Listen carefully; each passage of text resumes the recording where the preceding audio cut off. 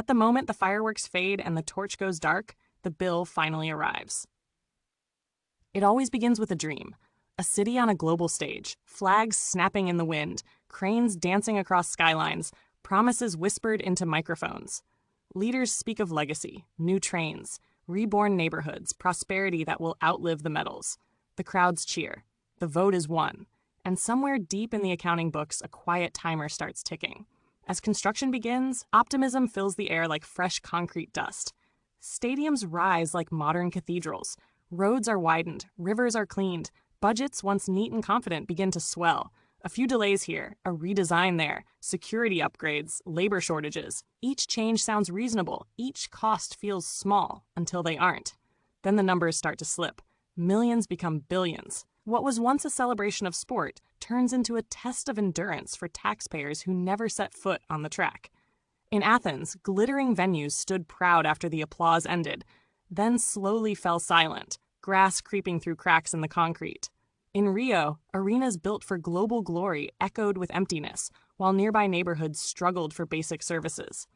In Tokyo, a pandemic reshaped everything, and the price of hosting climbed far beyond what anyone had imagined. The mystery deepens. How can this keep happening? Economists warn of optimism bias. Politicians face pressure to underestimate costs and overestimate benefits. International prestige blurs financial judgment. Once construction begins, there is no turning back. Canceling would mean humiliation. Continuing means debt. And so cities push forward, hoping the future will forgive the present. But the emotional weight lands elsewhere, on citizens watching public funds drain into facilities used a handful of times, on athletes who train in venues that may never host another major event, on communities promised renewal, only to receive locked gates and rusting steel. Yet the story isn't only loss. Some cities adapt. Barcelona transformed its coastline and wove Olympic infrastructure into daily life. London repurposed venues, reshaping neighborhoods with careful planning. These successes prove the games themselves aren't cursed. Only careless ambition is. As the debate continues, each new host city stands at the same crossroads. Chase the spectacle, or design for life after the closing ceremony.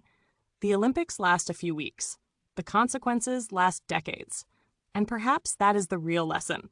The greatest challenge isn't building stadiums strong enough to hold the world's attention, but building cities wise enough to live with what remains when the cheering stops. If this story made you think, like, share, and subscribe to help the channel grow.